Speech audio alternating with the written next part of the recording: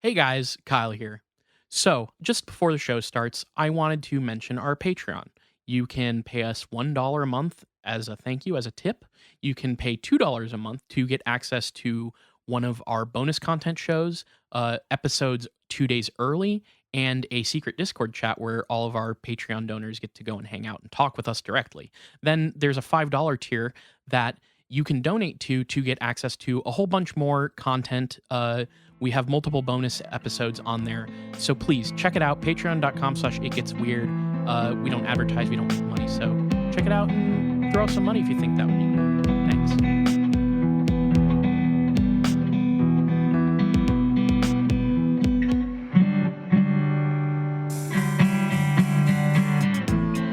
Welcome to It Gets Weird, our comedy show where we explore the unusual, the unbelievable, and the unexplained to try to make your world a little weirder. I'm Niall. And I'm Kyle. And Niall, I can't remember if I've brought up my new desk setup on the podcast yet. I remember you telling me off air, but I don't remember if it's made it on the show proper yet. Yeah. Well, look, I'm 32 years old. I have back problems from sitting in office chairs all day to do research into, like the stinky Bigfoot or when they put chemicals. Fuck aliens. Yeah. Chemicals in the water to make your dick fall off. So because I'm sitting at my computer for so many things at an office chair, I eventually was like, well, my desk has an adjustable height. My parents have this armchair that they dropped off that they no longer use. I'm just going to use the armchair because it's been better on my back is the whole reason. But no, go ahead. It really feels like there was that one time that I recorded all the way back and moved my mic arm so it could be I could be leaned back in my chair the entire time and I was big comfy. It feels like you've kind of made that your default setup. Yes. Well, so that's what I'm leading to is what's very funny for me when we do these episodes now is when it's your turn. I've been on a streak here. I did a multi-part episode. I've been having to do all the fucking hard work. Now I don't have to do the hard work. And as we started recording, I was sort of sat crisscross applesauce in my armchair with my hands, like this at my desk. I'm comfy. His fingers interlaced. Yes, for those that don't have the feed here. Yeah, I forgot people can't see me. And I'm ready to hear a fucking story because I was telling you before we got into the recording that I have been down. Look, I don't want to give too much away. I've been down a particular path for an upcoming episode. It may or may not have stuff to do with the CIA. Niall's probably picked up on this because of my internet posting habits. Yeah. If you ever want a vague idea of stuff upcoming on the podcast, follow Kyle on Twitter because you'll see some occasional things that just leak out over time. Occasionally, I just don't think about the fact that I'm doing something related to podcast research, and I just start posting through it a little bit. It doesn't happen super often, but occasionally it does, and you're like, oh, this is an indicator, I think. But yeah, I guess what I'm saying is I've been sort of down a dark path, and I'm just I'm hoping that you've got something fun for me to kind of, I'm putting it on you to sort of, walk me out of that darkness. Now, I will say, Niall. Yeah. We do have an email. Oh, good. We've got. Let's go ahead and get a little bit fed before we get this episode started. We actually have quite a few emails, so I'd just like to say this again. If you've emailed us recently and we haven't gotten to it, it'll happen eventually. So, but we our request for emails was heard, which has been nice. So, we had so I just want to say Allie sent in some big questions that we're going to have to, that was their entire email, so I can't read it. So thank you, Allie, for that. We maybe we'll look. We'll spitball some stuff to do with our user submitted big questions, because I think that's a cool thing and we should lean into that. And those will get used at some point. Yeah. Now the other email that Niall, I really realized now that I'm pulling the email up that I should have sent this to you. Okay. Because this is one of our listeners. Here's what they say. Hey, fellow nerds, I dug up. First of all, you don't know that. I think anyone who's listened to at least like 2 episodes of this show can pretty accurately use that descriptor on us. You've probably picked up on a couple things throughout the years, maybe. We do research on this kind of shit for fun. Like, come on. No. Hey, fellow nerds. I dug up this mock video of a fake Sasquatch sighting I did years ago, and I thought you might get a kick out of it. We live in a very complicated environment filled with stressors, anxiety, and existential dread, and your podcast helps me laugh. I wanted to give one back, so give this little clip a watch, and I hope that it gives you a chuckle. Thanks for the pod. All of you are awesome. So, Niall, we have a fake Sasquatch video in our inbox. Sasquatch video, or it's a sighting. It's a story of a sighting. I've watched part of it, but I figured what we could do is next episode, you and I could watch it before we start recording, and we could discuss David's Sasquatch sighting. So, okay, yeah.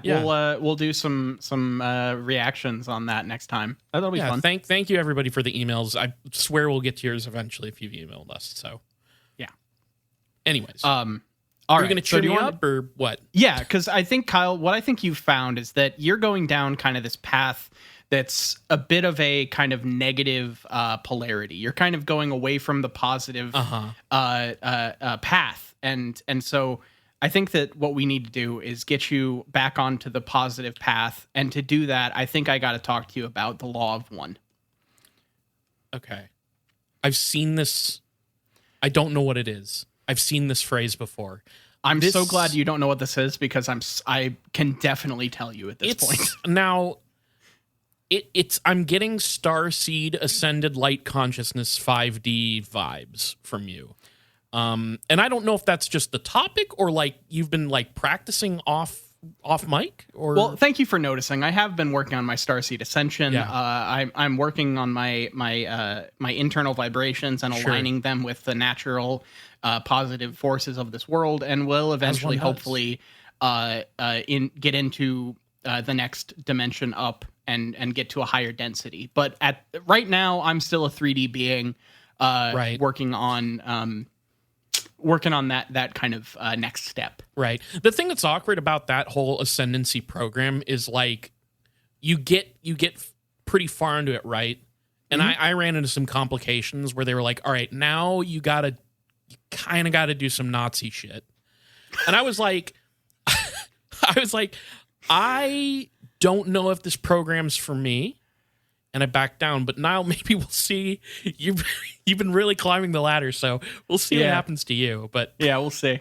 Okay, so I totally went back in my fucking bullshit this week, and beautiful. I found this because I'm fascinated with the concepts of like galactic federations and these like interdimensional entities that kind of supposedly run the larger universe. And so I got into this because I started trying to do an alien primer, but some of the alien primers that I wanted to do referenced the law of one. So I wanted to cover the law of one. Interesting. And where it came from as kind of a... I was originally doing it as like, okay, I'm just going to do this and I'll talk about the aliens. And then the law of one ended up being far more interesting than I had any belief that it would be. So this could end up being a longer okay. I'm here for the ride. And for people who don't know, the fastest way I can sort of summarize Galactic Federation conspiracy stuff is basically there are people who believe that there's basically Star Wars shit happening in and around our galaxy at all times, and sometimes interdimensionally. Like it's basically giant sprawling science fiction alien like combat and things just happening all the time in and around our solar system and in our galaxy and probably just the broader universe. Yeah. So that's people believe that for some reason. And this, I've got some stuff for you in that regard today. So let's dig into it, because there's a lot to fucking talk about the Law of One and the people behind it. So just to give you kind of some place setting, some idea of when this started, what era we're in, that kind of stuff. The main bulk of this story, in terms of what we're covering over the next, however how long this takes to talk about, is between about the mid 50s through the 80s. So we're talking about, it starts it starts in some ways in around 55, but kind of in full in about 62, and then the stuff we're going to be talking about mostly finishes up in 87 for pretty specific reasons that we'll talk about now, later. 50s through the 80s, is this like a galactic calendar, or are we talking here on Earth? We are talking here on Earth. I'm only dealing with our 3D primitive primitive idea of time. Okay.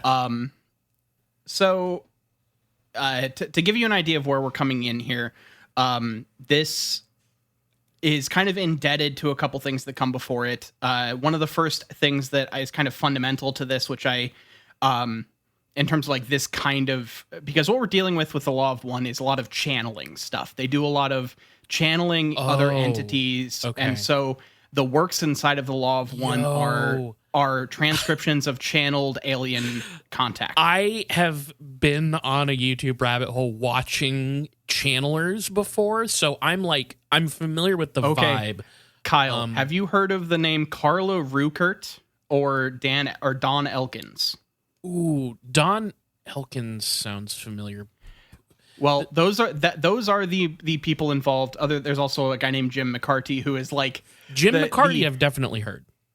Okay, well, that's the Law of One. So okay. We will be talking about this. That they are technically L&L research or Love and Light research, but they are the people behind. They are the people behind the Law of One. Okay, yeah. I've heard of this. And when we talk about channeling, we're talking about people, because like normally people would think of channeling as a psychic medium sort of thing, where you can channel spirits or things from the spirit world.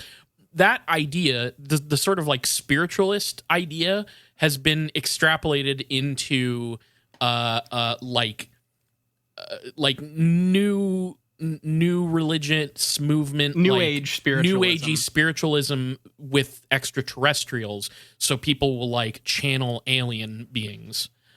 Is my understanding of it. In the same way that a psychic medium would channel a ghost. Correct.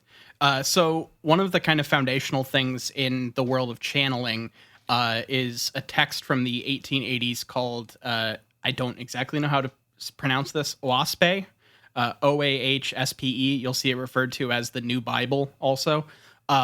This was one of the earlier works of automatic writing and like kind of channeling, not channeling, they didn't call it channeling, it was just automatic writing, but that is the kind of foundational thing of this kind of world. Okay. And then over time you start getting channeling groups, which start popping up in the late 50s into the 60s, and we'll talk more about those specifically when we talk about how L&L came to be. But the works of like George Van Tassel and stuff like that are the people that are kind of in the air, that kind of 50s contactee movement and the beginnings of the that's what we're dealing with here at the beginning. That's the world. Can I just say, one, I love this for you as a research topic, and can I also just say, it's one of those moments where the stuff you're talking about I enjoy so much, to hear about it, to learn about it, that I'm so glad we do this podcast. This shit is awesome, listeners at home. I cannot stress how much I love this miasma of weirdness. It's so good. This one was a delight. I'll just say that. So let's just start by giving you the most top level view of what the Law of One is, and then we'll talk about the people involved. Okay. So at its highest level, the Law of One material is a series of 106 recorded conversations called sessions between the L&L Research channeling group of Don Elkins, Carla Ruckert, and Jim McCarty, as they talk with an alien entity known as Ra, which is kind of a singular being, but the Ra is like this kind of higher dimensional force person. They call it like a specific kind of construct that I have further down in my notes, which we'll get to in a minute. But basically, they talk to an entity called Ra, who is channeled by Carla Ruckert, and you have Don Elkins being the questioner and Jim McCarty being the scribe. So that's kind of the division of labor in here, and we'll get more into that later. I found I know what their rituals are, and it's interesting. And in general, the Law of One is a philosophy that the origin of the universe is the one creator. Everything is one. Everything is a facet of the one creator, and reality itself is the one creator, basically practicing and experimenting with free will and fracturing itself into a bunch of little entities that make up everything in our universe. That's fucking Spinoza shit. That's like that's a pre-existing philosophy. That I think the last time we brought up Spinoza, Baruch Spinoza, was in the Bavarian Illuminati episode, because they also had sort of some vibes that were sort of similar, except for them it wasn't that it was God, but it was like nature was one, basically.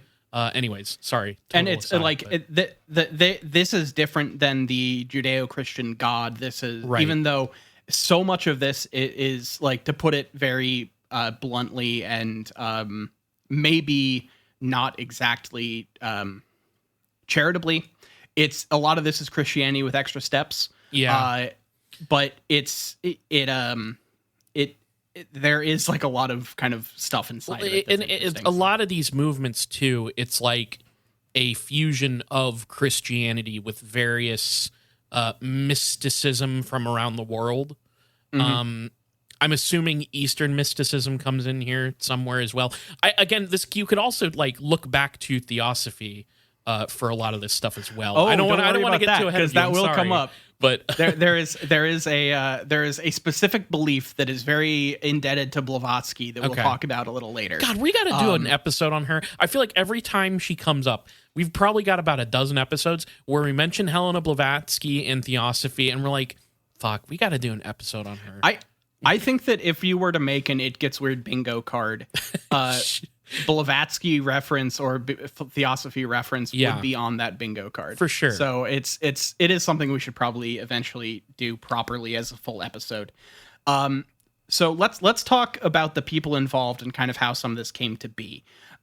So Donald T. Elkins is kind of the driving force of a lot of this stuff from its inception. He at least in the way that all of this stuff gets talked about, is kind of the main person in terms of driving the direction of their research and their philosophies and kind of building their version of channeling. Like, a lot of it comes from Elkins in the way that they talk about it. There's a very weird thing that I'm gonna have to like try to talk about when it comes to the relationships between these people and like their contributions to the stuff that is like, I can't fully untangle it when I'm trying to read it, because it's so not to jump ahead, but two of the three people involved in this have died. So a lot of the stuff, especially one of them died earlier, and one of them was a more like natural causes, like later on in life, lived a full life kind of death. And so when you're talking about these people, a lot of the ones, especially for Don, who is the one that dies first, it's a lot of the stuff you're talking about was written after his death. Okay. So a lot of it is kind of eulogizing him in a way that I can't fully get a read on how it was at the time, except from trying to read the original kind of texts and stuff. But we'll talk about that more when we get into the people more specifically later, because that's kind of part of the build of all of this. So Don Elkins is kind of the driving force of a lot of this. He was a pilot by trade, and also a teacher. He was born in Kentucky, grew up in a Christian Scientist household, but good. departed from that faith as a young man. And he seemed to be have kind of a rejection of a lot of religion in what he talked about, and was very very scientifically minded, but in a way that only makes sense for the time period. Yeah. Because sorry. I just wanted to say, like, honestly, you should finish your thought, because I think what I'm going to say might be in parallel with yours. Because in what I mean when I say he's a scientist in a way that you can only talk about from this time period is he's very interested in like speculative science. Like the things that excite him in this time period are UFOs, psychic surgery, spoon bending, all the stuff that was like these kind of esoteric science things that they were trying to like mash into science, when in reality it's just like mysticism, you know? Yeah, because this is also one of the, I don't know whether maybe the golden era of parapsychology. And like, I again don't want to like reveal too much, but this is also like the 50s into the 60s. It's when the CIA starts researching, hallucinogenic stuff, drugs, and like, we even did all those episodes on Project Stargate, on like the remote viewing and stuff. But like, I also wanted to just say, like, I feel like you can't grow up in a Christian Science household without coming away a little bit weird, because Christian Science is like, if I remember correctly, that's the type of Christianity where you don't believe in like medical science, and you like believe in the power of like faith healing. And so you like don't use hospitals. You have like, I'm pretty sure that's what Christian Science is. I always kind of forget which one Christian Science is, just because it's not something that I interacted with a lot while I was dealing with Christianity. But I think you're right. And there's a Christian Science church near, like, in my parents' like hometown. Oh, really? Yeah, and I go by it pretty regularly when I visit, and I always am like, I see cars parked out there. I'm like, man, I wonder what those fucking people are talking about in there. Oh, yeah. Don't take Mucinex, and don't take Tylenol. Yeah, I don't know what they talk. I don't know what they talk about. Jesus said, I'm sure it's exactly that, specifically Mucinex and Tylenol.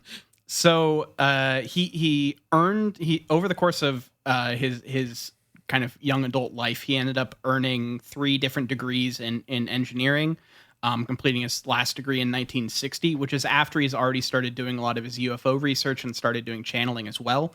Because most of that stuff, the line of demarcation is basically around 1955 for him, is when he starts to like dive into a lot of that kind of stuff, because his whole interest in ufology practically comes from the Thomas Mantell UFO crash in 1948, which was a UFO crash at an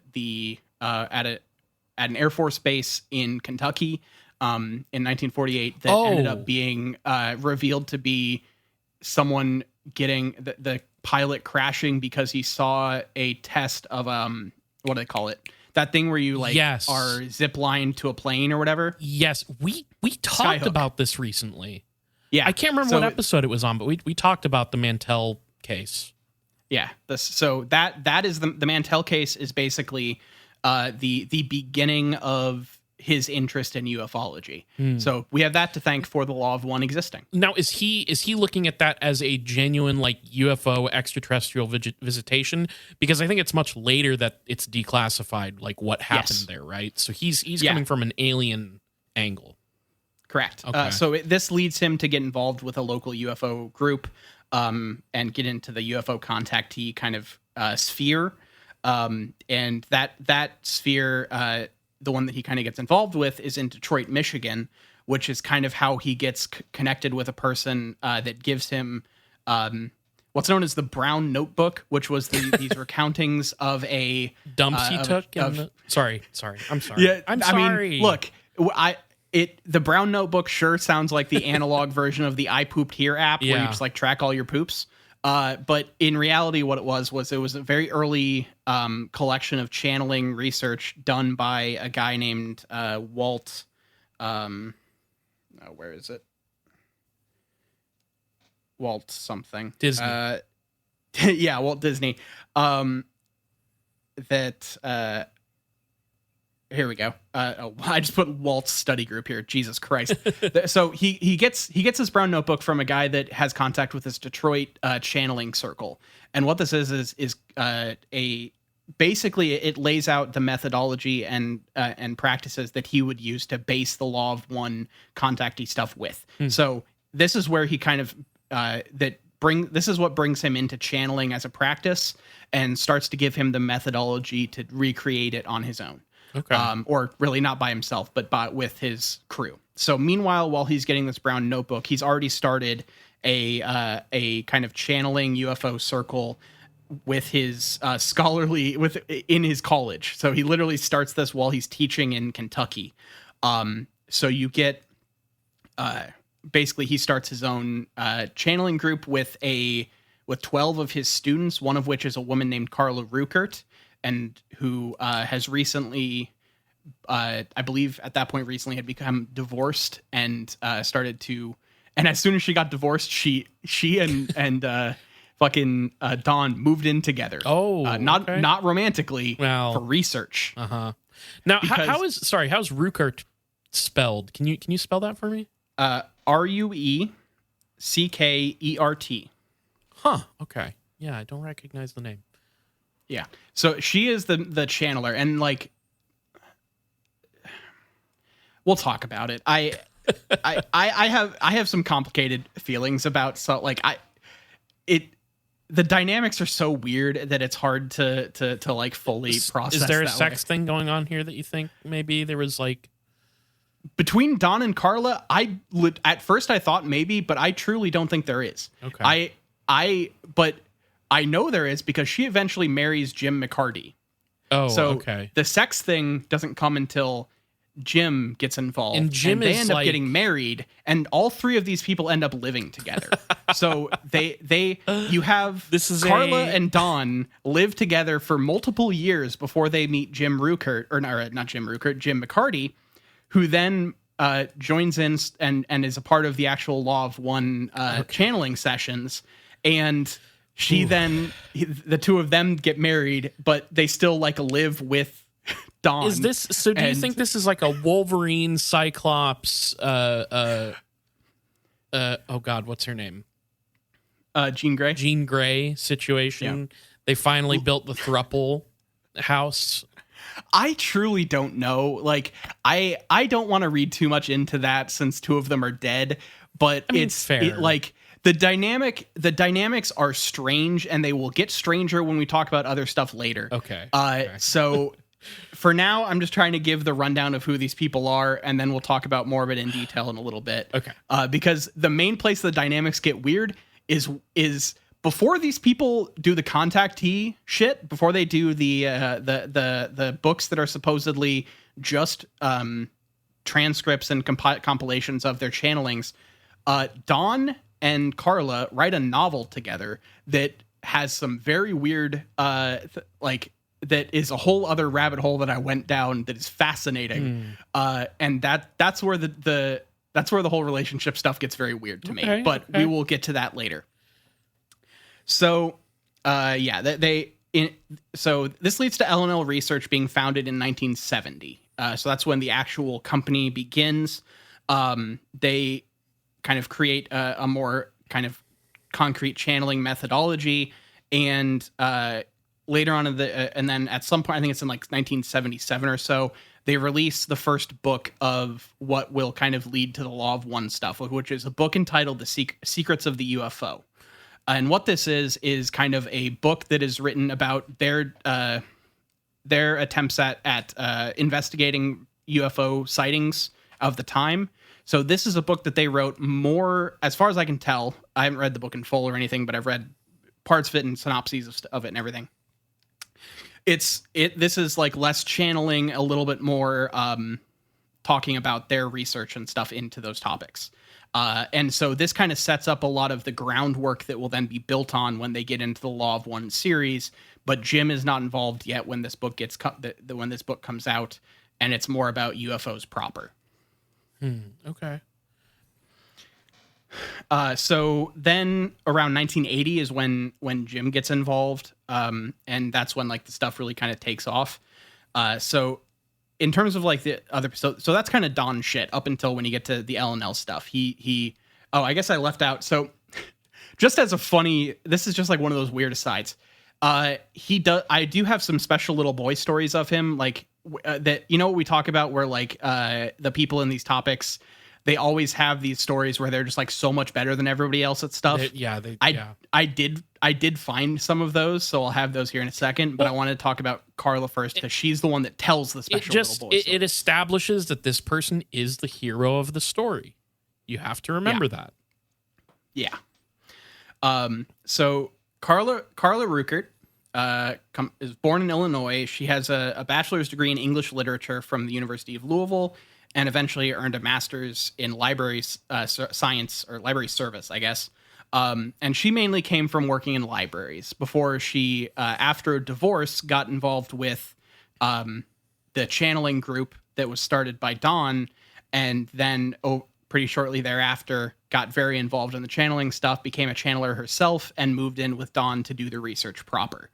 And then they so in 1968, they write a novel between the two of them entitled The Crucifixion of Esmeralda Sweetwater, which was shelved and not released to the public until 1986.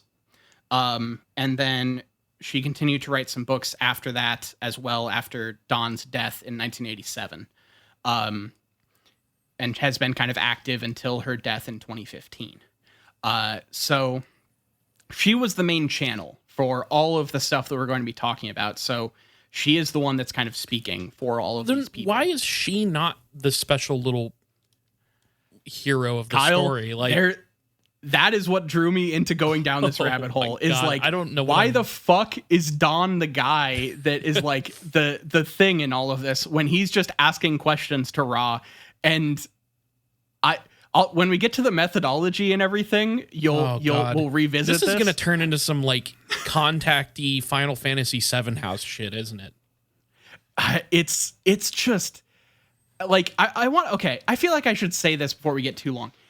One of the things that I found out about the Law of One that I don't want to make these people sound entirely like out there and ridiculous. Like they have a lot of beliefs and stuff. And some of them, there's some stuff I found that I didn't love for sure, and they have some weird shit about them that is very regressive and of its time.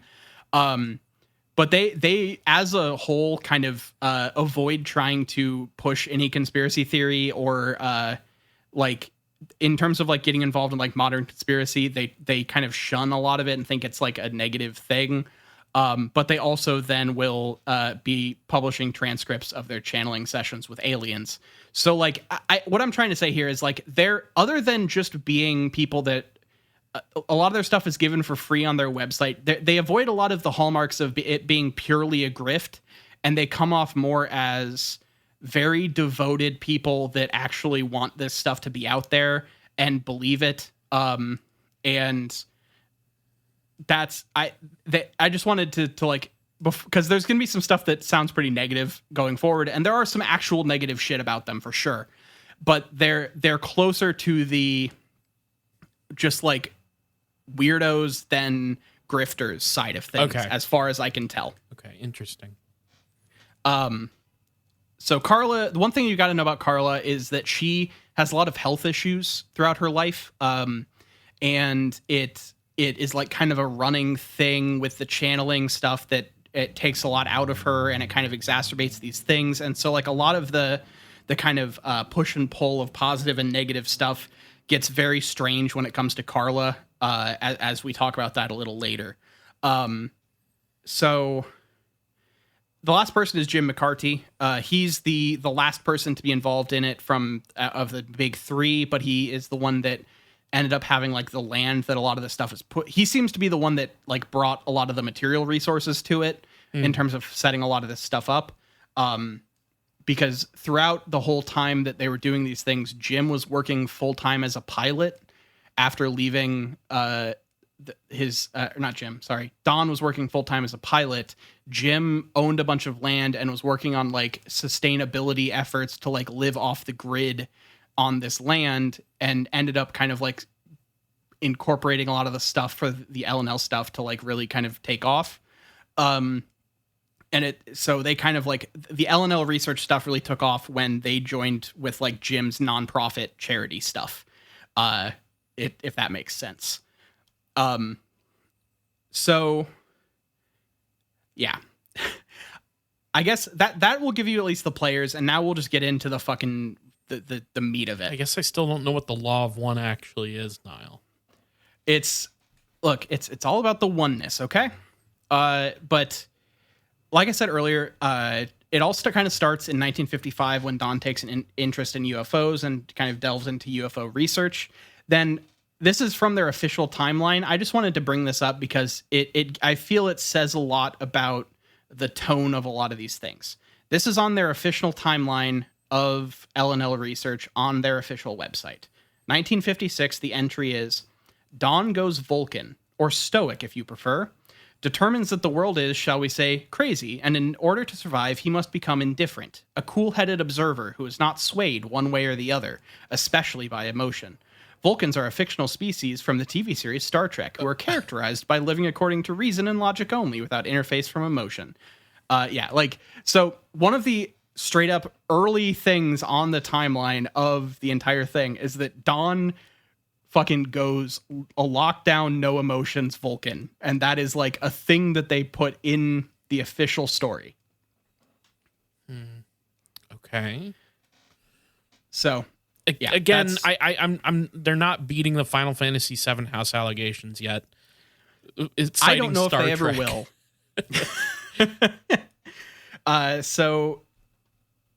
Let's see. All right. So 1965 is when Don leaves his professorship and the remainder of his military service to become a full-time airline pilot, which funds the research they're going to take on. In 68, Carla gets her divorce and moves in with Don as a platonic research assistant and research partner. And they live together until Don's death in 1987. And in 1970, the L&L company is founded. They initially tried to like put out some early texts that like don't get talked about as much. Like this one is called Telepathy Data Collected by Extraterrestrial Communication. And it was much more, they started out trying to put out just like scientific data, but it was scientific data of telepathic channeling sessions.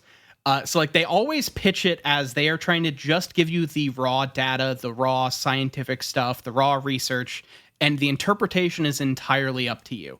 And that's a nice little header on your website. But I think that that's kind of flawed with the kind of things that the quote data they're giving us is saying, you know, like the stuff they're saying has meaning and they're acting like they have no control over that, you know? So, there was kind of some, personnel changes and stuff in the background throughout this period. But eventually the whole thing kind of, synthesizes around this Rukert and Don kind of duo act, I guess, despite the fact that their channeling sessions take on like a whole full like 13-person crew early on. Because I guess one of the things is like you can't channel by yourself because it's like unsafe. You have to have people around you that are like that can kind of control the negative stuff that comes through while you're channeling. What's going to happen to you if you are you going to like are you going to like Scanner's head explode if you don't have assistance? I think that this thought somewhat comes from almost like an idea of possession. But in reality, like what it means in reality is like Carla had a lot of health issues. So when she would do these channeling sessions, which were basically rely on her staying perfectly still for like 2 hours at a time and like laying down perfectly still for that long, she supposedly it's like would aggravate things that she had wrong with her. And so she would be left with like pains and stuff that they would then attribute to these like negative influences from the channeling session. But what if you're a stallion health wise? Like, you could just channel whenever you wanted, right? Like, nobody would have to supervise that.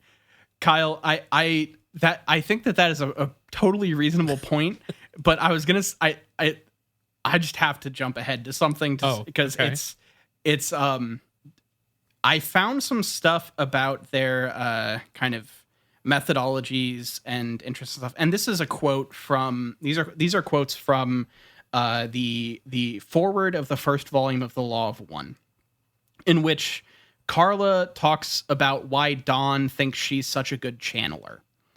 So here, and this comes from, there's a mention of Uri Geller here because it starts with the way that she gets into this in the foreword is by talking about some interactions between Geller and Dawn and his spoon bending experiments. So Dawn states the telepathic experiments between himself and Uri Geller have been totally successful. However, since they were deliberately not performed under rigorous scientific control, they could not be included in any orthodox report. It is, in fact, our opinion that the rigorous controls have a dampening effect on the outcome of any experiment of this type. Oh, well, that's a bummer. And then Dawn has always said that one of my assets as a research associate is my great gullibility. Almost anyone can play a joke on me because I do not catch on quickly. I have a way of taking things as they come and accepting them at face value, and only afterwards analyzing what has occurred. This gullibility is a vital factor in obtaining good results in paranormal research. A desire for proof will inevitably lead to null results and voided experiments. An open mind, one willing to be gullible, leads its possessor to be a kind of subjective and personal certainty which does not equal proof, as it cannot be systemically reproduced in others. Okay. However, this subjective knowing is a central part of the spiritual evolution to which Ra speaks so compellingly in this volume, and which we have researched for many years now. So basically, to be good at doing channeling, you have to be very gullible. Right. To be good at channeling aliens and getting the scientific research that all of that sort of entails, you have to be easily convinced that there's updog on the ceiling. Exactly. Yeah, like, it's... I read that, and this was when I was like trying to figure out, right? Like, I mean, like, in terms, I think there's a point to be made in terms of believing in something outside of the norm, but it's just funny to be like, yeah, I think I'm really good at this because I'm gullible as shit, and anyone can convince me of anything. So here's some special little Don Boy stories. Not when he's a boy, he's an adult at these points, but fuck it. So as a physics teacher, he was a favorite with students, not only because he taught physics so well, but also because he enjoyed the inevitable practical jokes that came his way. So he was a real good person for practical jokes, because supposedly he, one time one of his students put a dead cat on his desk, and Don just wrote on the chalkboard after he walked into the class, "Next time, bring money," and he just started teaching. So... because they were trying to like fuck with him, and he basically was just like unfazed. Oh, okay. Next time, bring money isn't like a great joke, but it's fine. I heard the word joke, and I assumed something funny was coming, but he doesn't sound very funny. Look, this guy isn't super funny. He's just I don't know what to say. I don't know what to call Don. Okay. When they write, supposedly the dynamic between Don and Carla is almost exclusively, as far as I can tell, the Stan Lee version of the Marvel method, where what Don contributes is he, into a tape recorder, gives like a very basic outline of a plot, and then Carla sits down and writes it. Okay. And so, but then Don is always the first person on the book jackets. What the fuck? So it's like it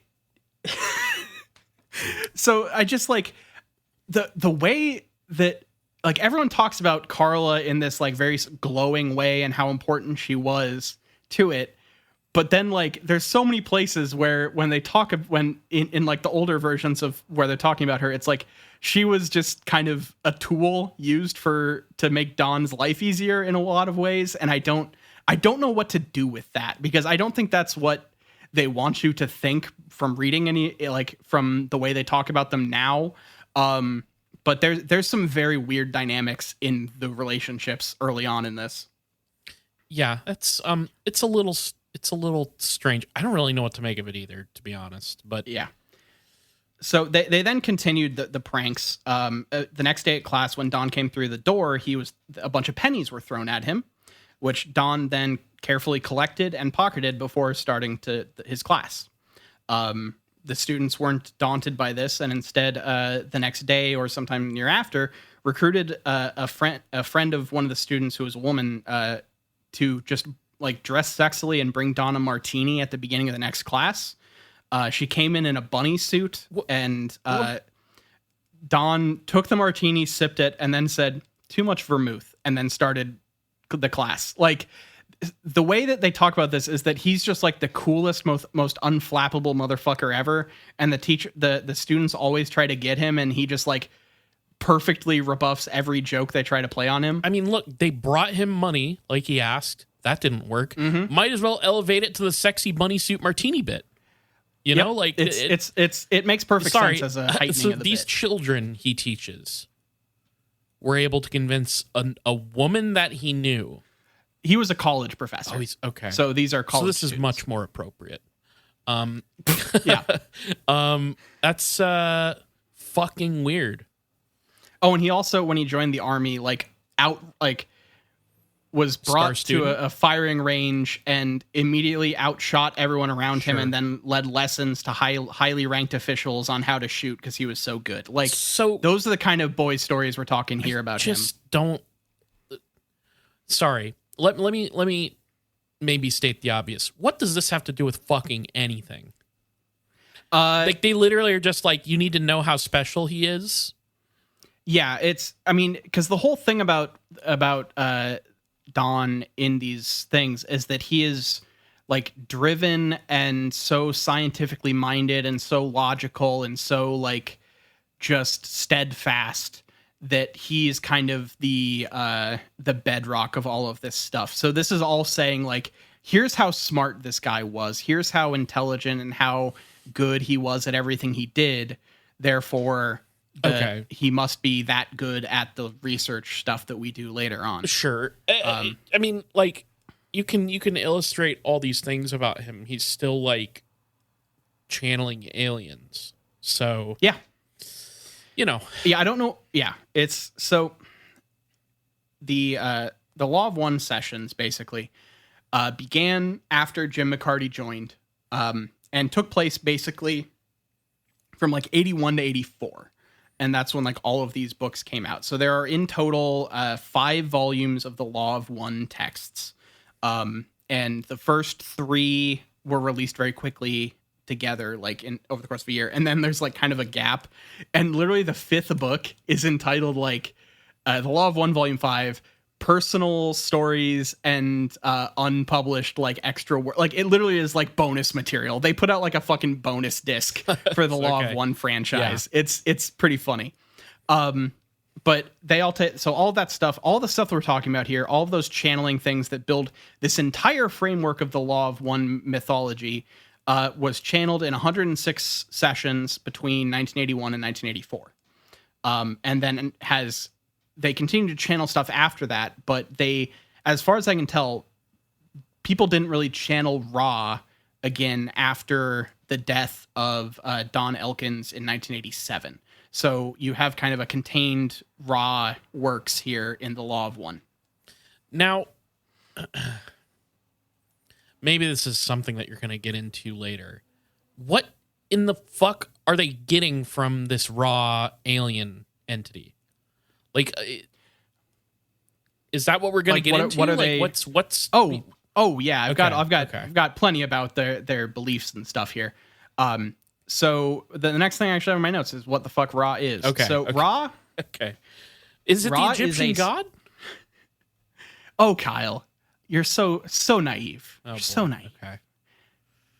So Ra is a 6th density social memory complex. What? That was formed on Venus approximately 2.6 billion years ago. Okay. So let's crack a few of those terms open. Sure. Which ones are you confused by? All that stuff's very normal. 6th density. So, like, yes. Is that dimension stuff? So Kind of. Yes. So for you and me. Okay. For you and me. Okay. I see how it is. For them, it's a little more specific than that because densities are I mean, they are dimensions, but they just talk about it this way because that's what it is. Because everything's about energy and density and shit. But I literally have what the 8 densities are here. If you want to go through them, Sure. So the first density is the density of awareness. So it's is comprised mainly of the kind of elemental forces that make up our physical manifestation of reality. So earth, air, water, fire, the only 4 elements that exist. And I think we got past those, right? Like, no, found a couple more. We're good. They make all that stuff. Between fire, water, earth, and air, you can make everything in our physical reality. All right, so they stopped at the ancient Greeks. Pretty much.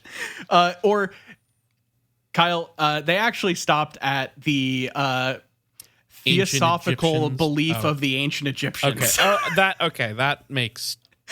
It doesn't make sense, but it makes sense. I understand now. Because one of the things that there's another fascination with in Don Elkins and the beliefs of the Law of One stuff is a very Blavatskyan idea of the tarot deck and its relation to ancient Egypt, because the tarot deck gets used in a lot of the channeling stuff for Ra to kind of interpret and manipulate. Okay. And supposedly the specific deck they used are recreations and are 95% accurate with the depictions of these symbols on the inside of the Great Pyramid, and that was confirmed by Ra itself. So, I thought tarot cards historically were just playing cards. Kyle, you ignorant. Okay, I'm ignorant sorry. person. I'll stop asking questions. You might see if you look up on Wikipedia and shit. Sure. You'll find out that tarot comes from playing card games in Europe. My bad. But if you ask someone who's much more involved, like Helena Blavatsky and various theosophical people, you'll learn that it's actually an ancient spiritual manifestation of the ancient Egyptians. Right. Okay. So I'm sorry that's for really even important. asking, frankly. Yeah. So second density is the density of growth, Kyle. It's where we start to get biological life emerging. So it's like single-celled organisms and basically anything that is less complicated than human beings. These aren't dimensions, these are just like modes of life?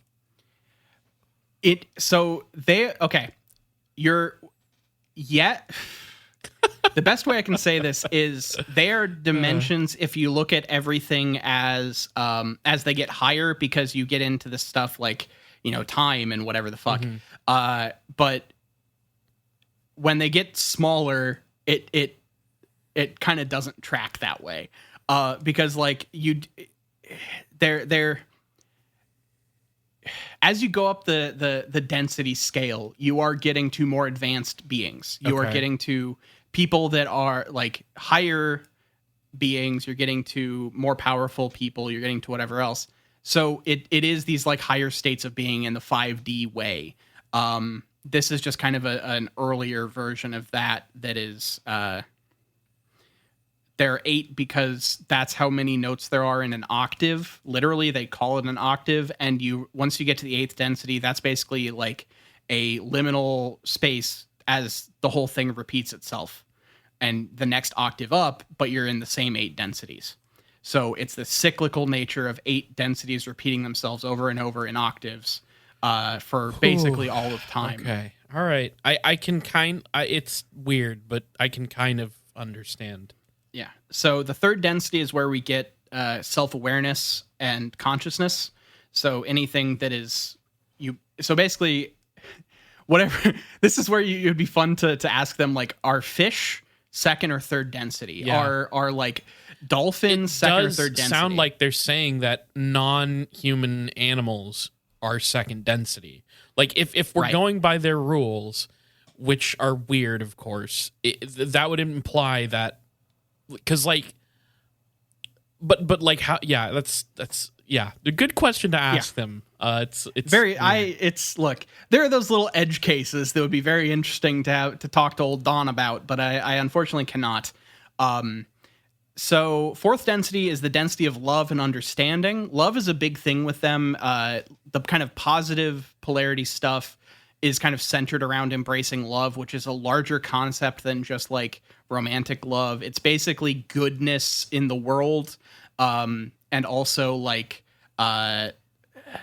caring about people. Like it's very is it vague goodness and itself? nebulous. Is that kind of the idea?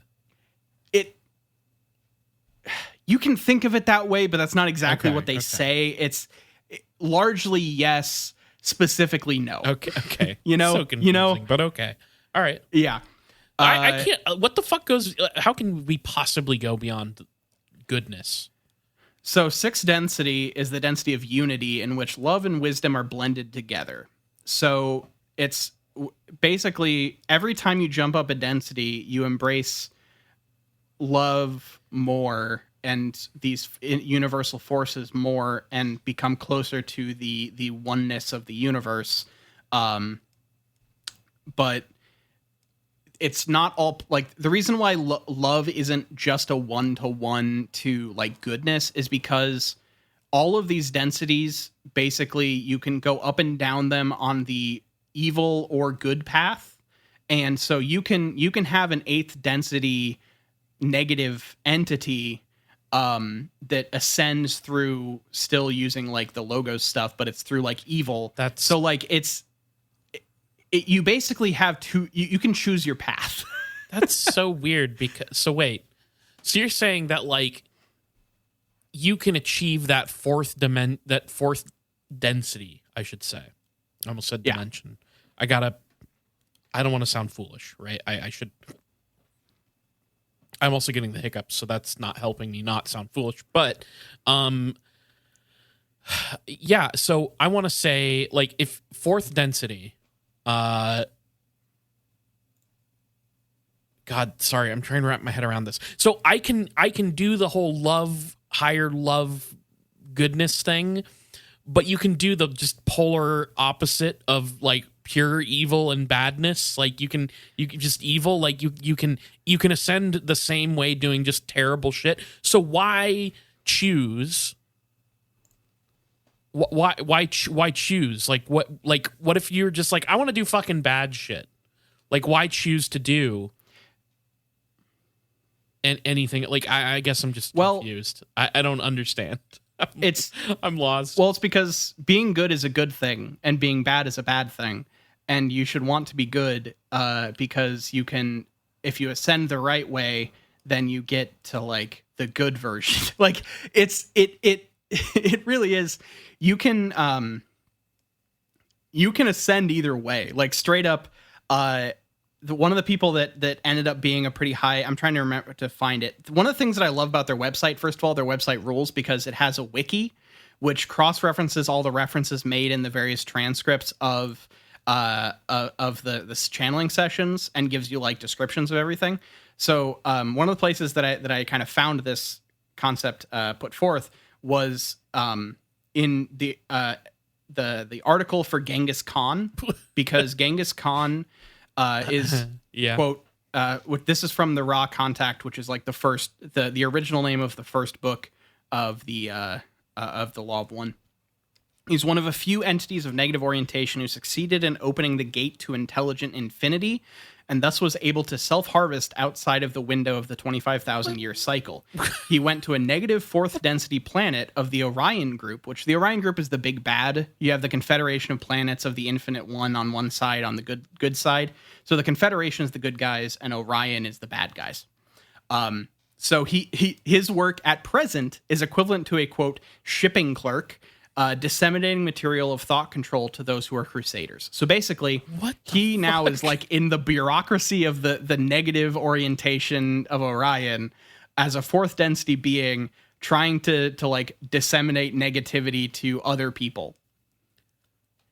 Okay, and Genghis Khan did that. Yeah, that's Genghis Khan. He's in middle management of he's a fourth density being in middle management for Orion.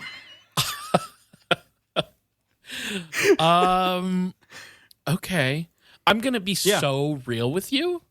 I don't know if that actually like helped my confusion really. I am trying to just, follow along as best as I can, but like I might just be stuck here in the third density like forever. That just you very well could be, because Kyle, to get to fully onto the right path, you have to have 51%. They luckily give you these numbers.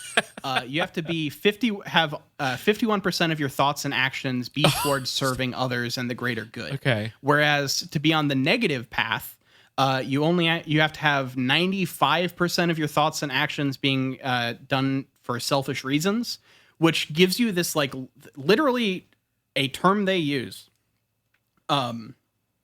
If you are between that 51% good and 95% negative, you're in the sinkhole of indifference, where you're just not moving either way on the density scale. That is a huge margin. Yeah. That's just like an enormous margin. Yeah, okay, so 95%, huh? I guess I got to get those numbers up. Yeah. So let's see. 6th density was unity. 7th density is the gateway density, in which we start to become one with all.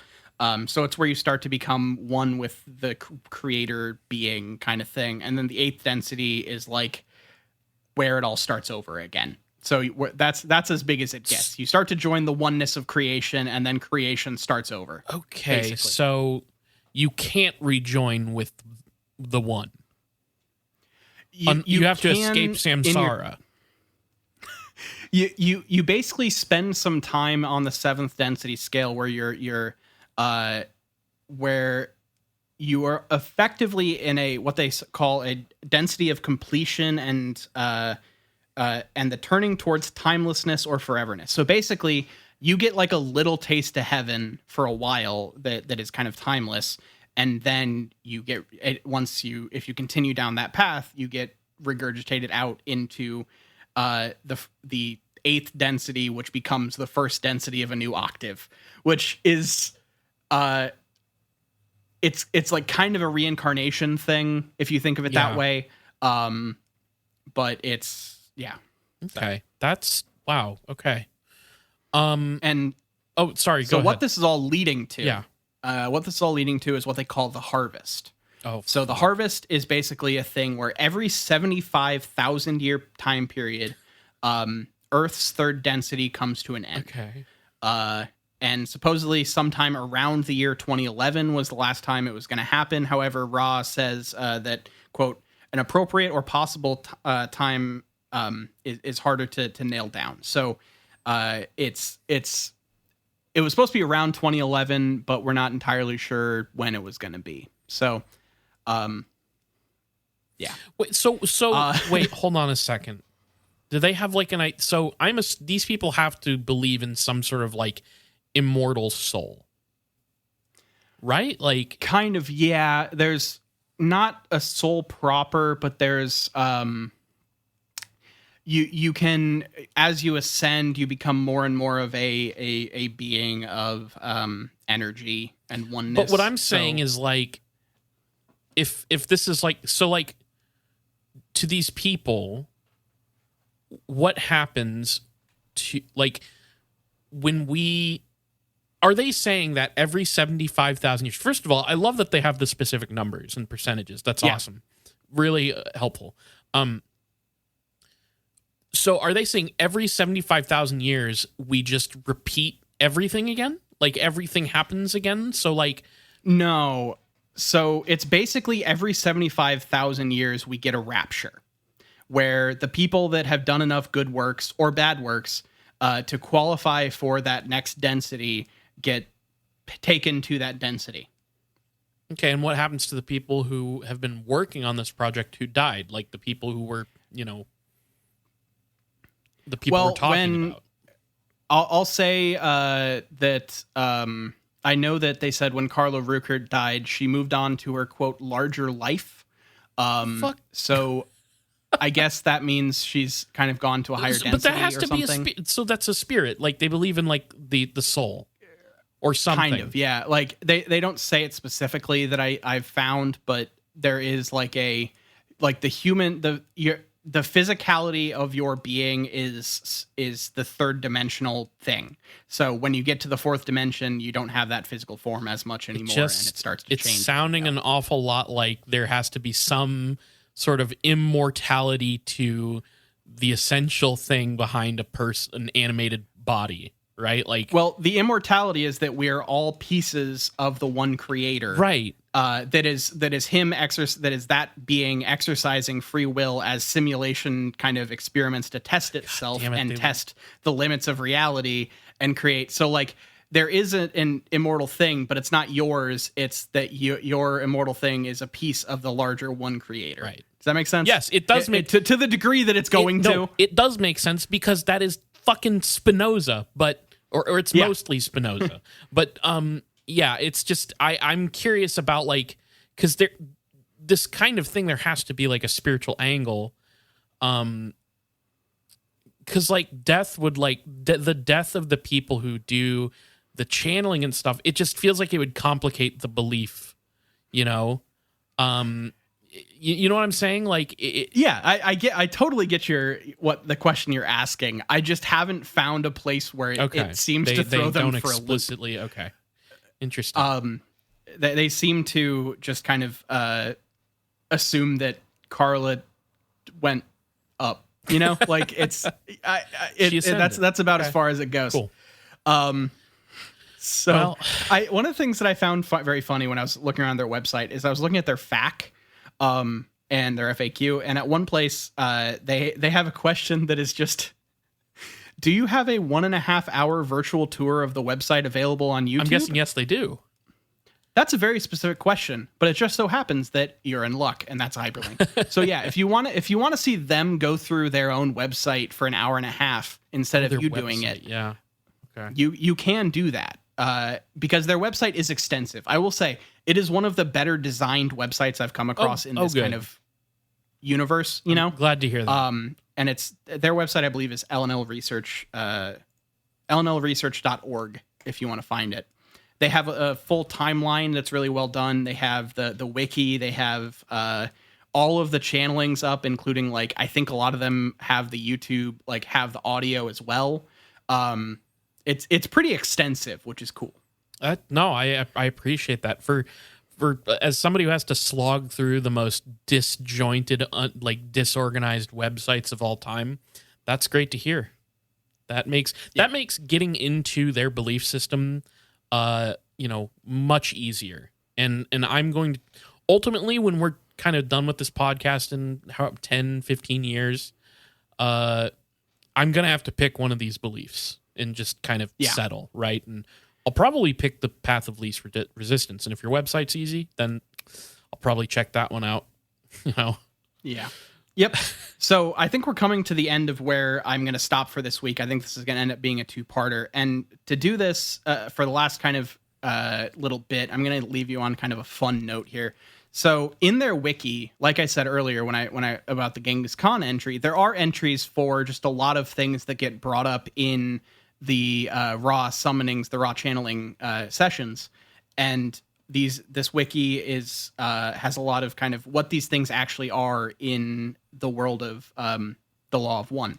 So I wanted just to kind of just bring up a couple of these that I found interesting as kind of a fun little out on this first chunk of the Law of One story. So first, I wanted to start with the big man himself, Abraham Lincoln. It's not what I expected. Not what I expected you to say. Kyle, there's a reason I added this one, and you'll find out in just a second. Oh, good. So, as we all know, he's the 14th president of the United States. They make sure to get you that. They say that he led the country through the Civil War and helped to abolish slavery through the Emancipation Proclamation and other presidential. His like light being has to be above 51%. Kyle, you would think that. Shit. So here's what the raw context says about him. He's a normal third density entity who, following contact, quote, in sleep in 1853 by a positive fourth density entity, chose to leave the physical body and allow the fourth density entity to use it on a permanent basis as a walk-in in order to attempt to do what Lincoln desired to, but felt he could not. The walk-in, Lincoln went forward into what he saw as the battle for the light and for healing of a rupture in the concept of freedom, and his assassination was influenced by negative force. So Abraham Lincoln was like, hey, fourth dimensional entity, you can do my shit better than me, so have my body. And then the Orions fucking took him out. Wait, so they're saying that Abraham Lincoln had been in contact with upper density beings and gave his body to them, but was it that an Orion agent took his body, like tricked him, or is it that Orion was the assassin? No. So the walk-in was a positive force. The walk-in was someone from the Confederation. Well, that's ironic. trying to help him do. Yeah, it is kind of ironic for the Confederation to walk into Lincoln's body, and kind of help him achieve his goals of uniting the human race and ending slavery. So John and Wilkes stuff. Booth was an Orion agent. Correct. Okay, sure. You know what? That sounds. You know, that's. I'll incorporate all of those things in my worldview. Yeah. So the next one is Bigfoot. Oh, I figured we gotta check in and see what Bigfoot is in the world of be Law a of good One. entity, right? Like, come on, it's like it's commune with nature. Gotta be. Kyle, I wish it were that No. simple. So Bigfoot is a term that is used to refer to three different races of mind, body, spirit complexes. Okay, that's The first is complicate former it. third density inhabitants of the now destroyed planet Maldek, which is their version of Nibiru, basically. Wait. Okay, sorry. Maldek for since I didn't bring that up yet, Maldek is a planet that used to exist between where the asteroid belt is now in our solar system, and it was a high level third density civilization that kind of got swayed by wickedness towards the negative so path, aliens are and got like okay. Sorry, go ahead. and basically just got like destroyed. Okay. So, but then the remainders of them settled on Earth. planet Earth and are working on like positive stuff. So like there is quite a bit of ancient alien shit in this as well. To be very clear. So these Maldek Bigfoot people are like shit. We got to not get destroyed on the third density again. We got to get to the fourth one. Yeah, so they are former third density inhabitants of Maldek who now exist on Earth in a second density form for the purposes of karma alleviation. And they specifically live underground in deep underground passageways. The second entity is beings who were offered a dwelling on Earth by guardians because they have, quote, appropriately engineered physical vehicles, which are able to withstand radiation to an extent and may thus serve as physical vehicles for the human race in case there is a nuclear war. And these live in the deep forests on Earth's surface. Okay. And the final form is entities of a thought form type. So basically tulpas. Okay, so we got tulpa big feet. Basically, yeah. So you have the like I think the in terms of like grafting this onto what we know of with Bigfoot, you have the first type is basically your the ones that live in the caves in California and the Pacific Northwest. Yeah. And live in the mountain out there. The second one is your lives in the woods Bigfoot proper. And then the third Bigfoot. one's exactly. And then the third ones are just like tulpas. Just like okay. I'm gonna be so real with you, which I feel like that's not the first time I've used that phrase this episode, but I feel like a tulpa thought form entity complicates this belief system once again. I just you would think so, wouldn't you? But they kind of just leave it at this and don't really get into that. Not going to expand on that. Okay, interesting. So, and then the last one that I want to mention is they do mention the Bermuda Triangle. Oh well, yeah, of course, right?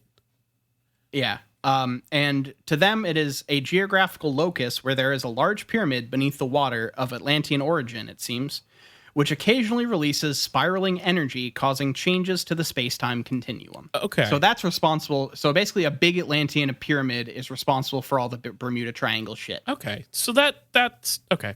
that explains that. I mean, now we know Yeah. what that was about, why Amelia Earhart got, fucking annihilated. So. Yeah. So yeah, I think that will wrap us up for the week. Next week we're going to talk all about just to tease some things out. We're going to talk about the crucifixion of Esmeralda Sweetwater, which is a whole fucking trip. They also I can't believe there's more. Sometime between it first came out in 1973. So between when they wrote a novel and before they wrote their first UFO book, they had a quick diversion into low-budget sci-fi filmmaking. Okay. And Don Eccles wrote a movie entitled... This has literally become a thing that has, I've just repeated at random times because it's so funny to say. Yes, it is a total brainworm to me. The title of the movie, which you can watch in full on YouTube, but the trailer you should definitely watch because that's fucking great, is called The Hadan of Malkbianjiao. The Hadan of Malkbianjiao? Correct. Or if you want to prefer the 77 re-release, it's called The Invasion of the Girl Snatchers. And if you want to find it on YouTube, look up that title. What? If you look up The Invasion of the Girl Snatchers 1977, the full movie is on YouTube. I think it's there are a couple cuts between the two re-releases, so I don't know what cut is on YouTube. But it's there. And the trailer is literally clips of the movie playing while two guys just start trying to riff what they should call it before this very stern, deeper voice comes in and it just starts going, "No, the Hadan of Malkbianjiao," over and over, no, that's what it has to be called. And it's fucking worth your time. It's only a 2-minute trailer, but it's really funny. Shit, maybe we'll have to watch that for a bonus episode. Well, the other thing that I think would make an interesting bonus episode is they also, around the same time they put out their UFO book, put out a UFO documentary that both Don and Carla at least are in as talking heads. So this topic has a lot of extra content that we can look into that would be very interesting to look. This might become a thing that I get into, in terms of I'm happy for you covering a lot of their stuff, because there's a whole other after Don's death, which I didn't really get into in this episode. We'll talk more about it in the next episode. It's unfortunately tragic.